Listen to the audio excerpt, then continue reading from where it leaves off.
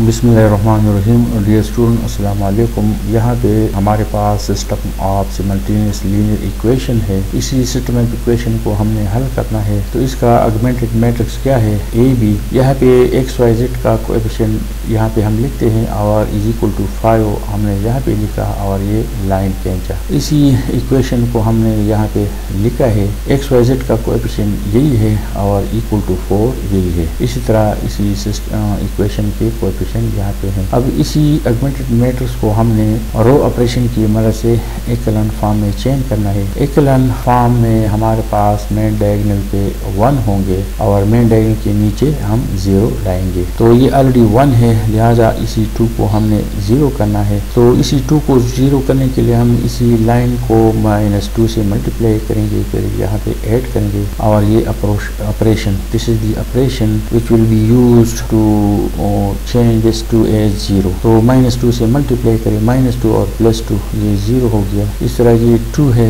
ये -3 है तो ये -1 हो गया। ये -8 + 8 ये 0 हो गया। -10 + 4 ये -6 हो गया। अब इसी 1 को हमने 0 करना है। So we will multiply this row by minus sign and we will add here. तो ये -1 है, ये +1 है, ये 0 हो गया। इस तरह ये 1 -2 तो ये -1 हो गया। इस तरह बाकी चेंजेस यहाँ पे हमें नजर आ रहा है। और ये जो रो ऑपरेशन हमने यूज किया इसको हमने यहाँ पे शो किया है। अब यहाँ पे जो -1 है, इसी -1 को हमने +1 करना है क्योंकि मेन डायगोनल पे हमने +1 लाना है। तो multiplying the second row by negative sign. तो यहाँ पे हम माइनस से ज़रब देंगे तो यहाँ पे अलामात चेंज होगी। अब यहाँ पे 1 है, नीचे 0 है, यहाँ पे 1 है, नीचे इसी अदद को अब हमने 0 करना है। So we will add the second row with element of the third row और इसी ऑपरेशन को यहाँ पे हमने लिखा है। तो ये लाइन हमने वैसे लिखा, सेकंड लाइन भी हमने वैसे लिखा और थर्ड लाइन को हम सबसे पहले सेकंड रो थर्ड लाइन के साथ ऐड करेंगे। फिर यहाँ पे रिजल्ट लिखेंगे 0 + 0 0 आ गया। यहाँ पे 1 है, -1 है तो ये 0 देगा, 0 और 0 हमें 0 देगा, 6 और 4 हमें 10 देगा। अब ये जो मैट्रिक्स है ये इक्विवेलेंट फॉर्म में है। This is the matrix in equivalent form. EB का रैंक क्या है? यहाँ पे EB का रैंक 3 है। The number of non-zero rows here are 3। तो रैंक ऑफ EB 3 है। यहाँ पे ये जो तीनों कॉलम है ये कोएफिशिएंट मैट्रिक्स M है और ये इसका इक्विवेलेंट फॉर्म है। यहाँ पे रैंक 2 है। तो M का रैंक 2 है और EB का रैंक 3 है। तो ये हमारे पास थर्ड केस है। ये जो केस है इस केस में सिस्टम ऑफ इक्वेशन हल नहीं हो सकता है, यानी ये जो सिस्टम ऑफ इक्वेशन है ये इनकंसिस्टेंट है। Whenever the rank of M is less than rank of EB, in this case we can not find the solution of the system and the system is called inconsistent. अब इसी equation को, जिस तरह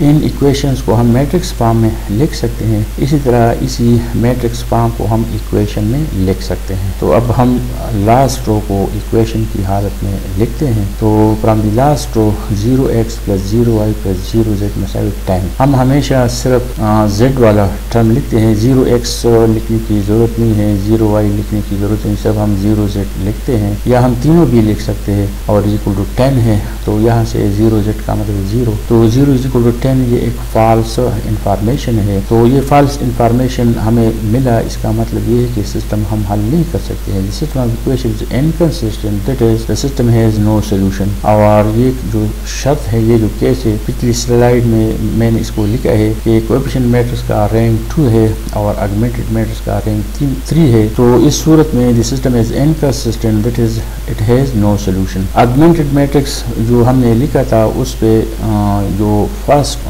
3 columns थे वो coefficient matrix था। फिर उसको हमने EB को हमने इक्विवेलेंट फॉर्म में चेंज किया तो वहाँ पे फर्स्ट 3 कॉलम्स हमारे पास इसी मैट्रिक्स का इक्विवेलेंट फॉर्म है।